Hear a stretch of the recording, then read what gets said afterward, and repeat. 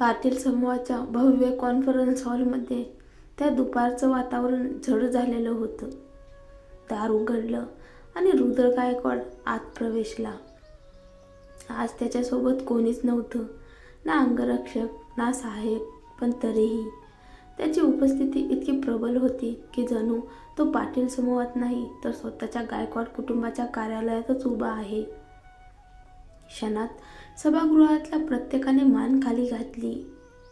कोणीही त्याच्या नजरेला नजर भिडवायची हिंमत केली नाही.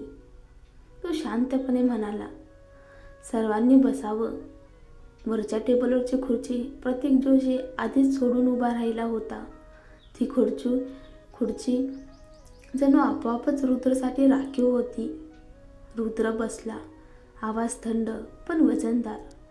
तुम्हाला सगळ्यांना माहीत आहे, चित्रपट आणि दूरदर्शन सिटी प्रकल्प गेल्या कित्येक महिन्यापासून रखडलेला आहे.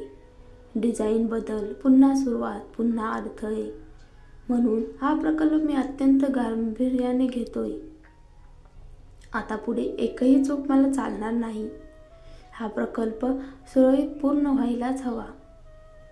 प्रतीक लगेच म्हणाला, निश्चित रहा अध्यक्ष गायकवाड, आम्ही हे नक्की पूर्ण करू. छान, रुद्र म्हणाला. आता कुठे थांबलात? पुढे सांगा. त्या संपूर्ण वेळेत त्याची नजर काव्या शिवायकडे एकदाही वळली नाही. जणू ती तिथे अस्तित्वाचंच नाही. आणि हाच दुर्लक्षाचा वार काव्याच्या मनावर सर्वात खोलवर घुसत होता. प्रतीक सविस्तर मांडणी करू लागला. रुद्र लक्ष देऊन ऐकत होता. मध्येच एखादा मुद्दा थेट कापत, स्वतःचं मत ठासून सांगत. वेळ कसा गेला कळलंच नाही. संध्याकाळ झाली. तेवढ्यात दार उघडलं. लीला आत आली. ती अगदी शांतपणे चालत रुद्रच्या बाजूला उभी राहिली. त्याच्या कानात काहीतरी अलगद कुजबुजली. तिने काव्याला पाहिलं होतं, पण मुद्दाम ओळख नसल्यासारखी फक्त एक क्षणिक नजर टाकली आणि पुन्हा रुद्रकडे वळली.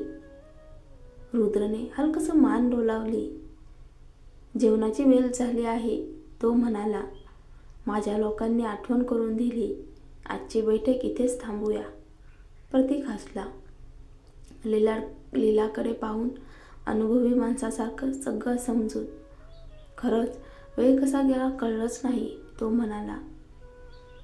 असं लक्ष ठेवणारा कोणी जवळ असणं फार उपयोगाचं असतं. चला सगळे एकत्र जेवायला जाऊया. रुद्रच्या सोबत बाहेर जेवायला जाणं ही मिरवण्याची संधीच होती. अध्यक्ष गायकवाड किती काळजीवाहू आहेत. कोणीतरी म्हणलं. काव्या अभियंता काव्या, तुम्ही काय वाट पाहताय? चला. काव्याने नकार द्यायला तोंड उघडलं, पण प्रतीक तिच्या कानात कुजबुजला. ही फार दुर्मिळ संधी आहे. मी आत्ताच अध्यक्ष गायकवाडांसमोर तुमचं कौतुक केले. ते खुश दिसतायत. ही संधी सोडू नका. काव्याने ओठावर बनावटी हास्य आणलं. मी खरं तर न येण्याचा विचार करत होते. तसं करू नका, प्रतीक म्हणाला.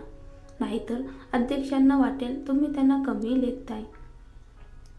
आपण गेलंच पाहिजे, नाहीतर एखादी महत्त्वाची संधी हातातून जाईल. त्याच्या अखंड बोलण्याखाली काव्य अक्षरशः ओढली गेली. दुरूनच तिला दिसलं, रुद्र आणि लीला एकत्र चालत होते. प्रतीक म्हणाला, तुम्ही तिच्याकडून शिकायला हवं. तरुण, सुंदर, संधी कशा वापरायच्या तिला माहीत आहे. असं केलं तर आयुष्यात फार वळण टाळता येतात. काव्य त्याच्याकडे पाहत म्हणाली, माझ्यात त्याच्यासारख्या क्षमता नाहीत. अरे शिकता येतं सगळं, तो म्हणाला. किती समजूतदार, किती आज्ञाधारक आहे ती. कोणत्या पुरुषाला असं नको वाटेल? दिसायला तुम्ही वाईट नाही, पण थोडे सौम्य व्हायला हवं. तो तिला वर खाली पाहू लागला. रुद्र मिळाला नाही तरी शहरात अजून बरेच मोठे लोक आहेत. काव्याच्या अंगात मळमळ उठली. तिने उपरोधिकपणे आभार मानले. प्रतीक हसला. तुम्ही सौम्य नसाल तरी चालेल. ती दुर्लक्ष करून आत गेली आणि तिची नजर थेट रुद्रच्या नजरेला भिडली. तो जवळच उभा होता. क्षणभर काव्याच्या मनात विचार आला. आपलं आणि प्रतीकचं संभाषण त्याने ऐकलं असेल का? जेवण सुरू झालं. काव्या रुद्रसमोर सर्वात दूरच्या खुर्चीवर बसली.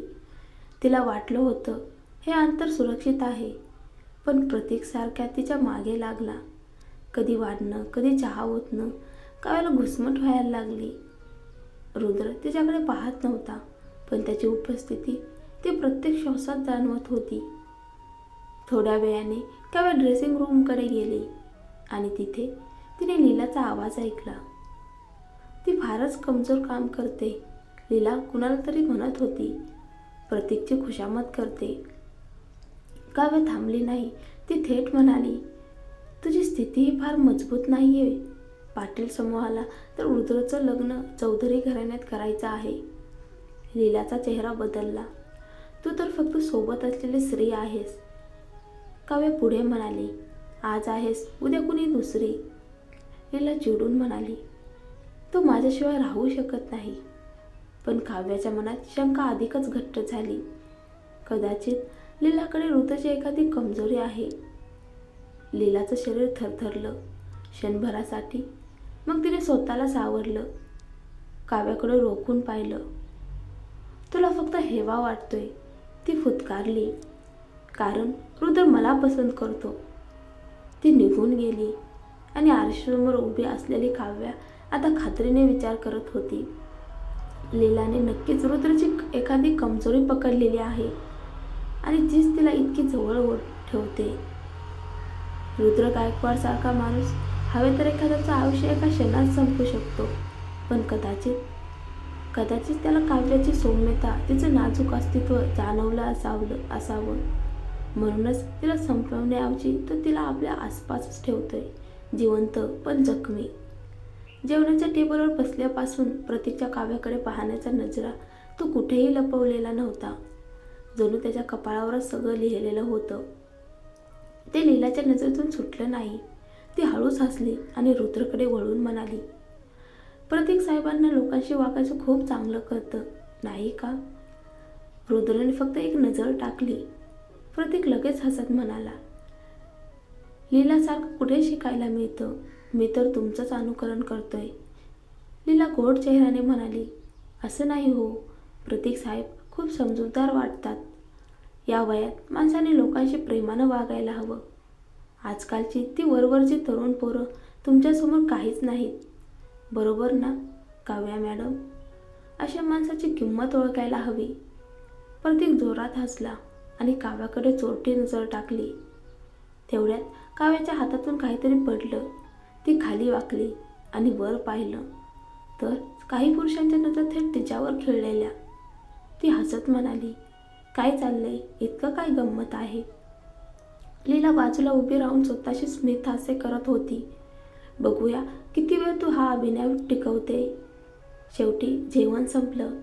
प्रतीक सतत रुद्रसाठी पेक भरत होता, पण रुद्र जवळजवळ काहीच पीत नव्हता.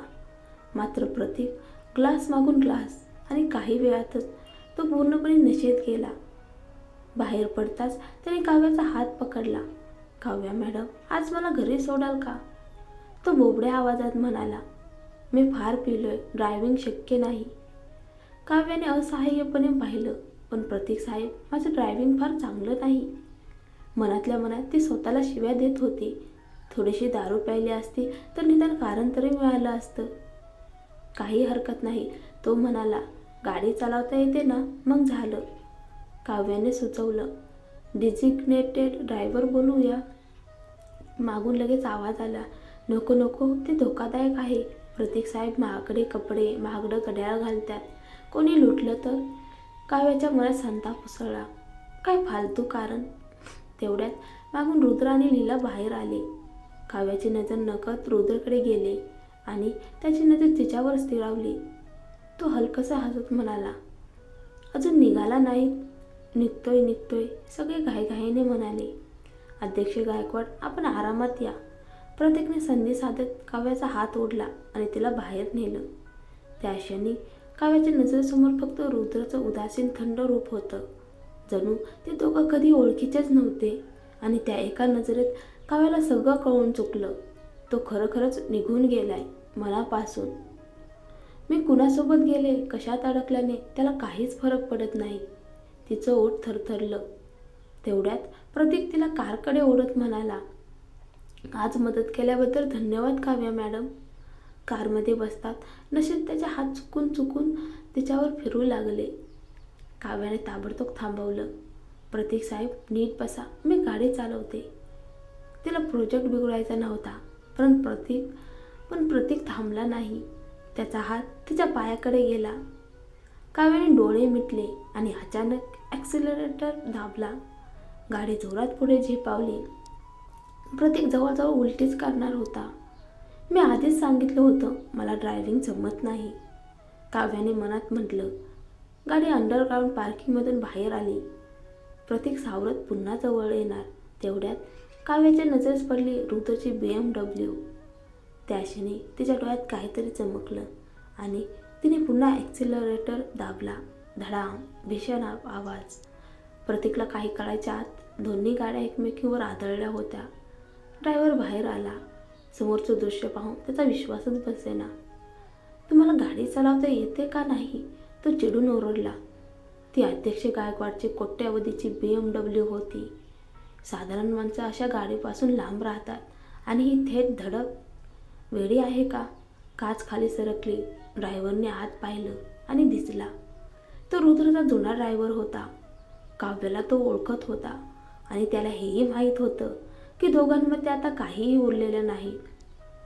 प्रतीकला अखेर गाडी दिसली आणि त्याची नशा क्षणात उतरली. हे काय झालं, तो घाबरून म्हणाला. काव्याने घाबरल्याचा अभिनय करत म्हटलं, मला खूप वाईट वाटतं. माझं ड्रायव्हिंग खरंच खूप खराब आहे. प्रतीकचा चेहरा लाल झाला. ती अजिबात खोटी नम्रता दाखवत नव्हती. जर हे खराब असेल तर खरंच ते भयंकरच होतं. तो पटकन बाहेर उतरला. माफ करा, कुठे धडक बसली ते पाहू. मनातल्या मनात प्रार्थना, देवा फार मोठं नुकसान नको. पण बाजूला पडलेलं मोठं भोग पाहताच त्याचं काळीच थांबलं. किमान 10 लाख तरी जातील. काव्याही बाहेर आली आणि मुद्दाम आश्चर्य दाखवत म्हणाली, अरे ही तर अध्यक्ष गायकवाडांची गाडी आहे ना. प्रतीकला आता सगळं उमजलं. तुला माहीत होतं. ड्रायव्हर मनातल्या मनात ओरडत होता, तुला कसं कळलं नाही. आणि इतक्या जोरात धडक. तेवढ्यात BMWची काच हळूहळू खाली आली. रुद्र गायकवाड डोळे बारीक करत बाहेर पाहू लागला. काय झालं? काव्याने अतिशय नम्र अपराधी स्वरात म्हटलं, अध्यक्ष गायकवाड, माझ्याच निष्काळजीपणामुळे अपघात झाला. इतकं मोठं नुकसान तुमच्यासाठी काहीच नाही, पण माझ्यासाठी फार मोठं आहे. इन्शुरन्समधून काही करता येईल का? रुद्रच्या ओठावर हलकंसं उपरोधिक हास्य उमटलं. त्याची नजर थेट तिच्या घाबरलेल्या डोळ्यात शिरली. म्हणजे तो शांतपणे म्हणाला, मी इन्शुरन्स वापरला नाही तर मीच अन्यायी ठरेल असं सुचवत आहे. काव्या गडबडली. नाही, तसं नाही. रुद्र डोळे अरुंद करत म्हणाला, ठीक आहे, मी इन्शुरन्स काढतो क्षणभर थांबून. पण याचा अर्थ? काव्या मॅडम, तुम्ही माझ्यावर एक उपकार देणं राहील. काव्याच्या पायाखालची जमीन सरकली. हो, ती हळू आवाज म्हणाली, ते साहजिकच आहे.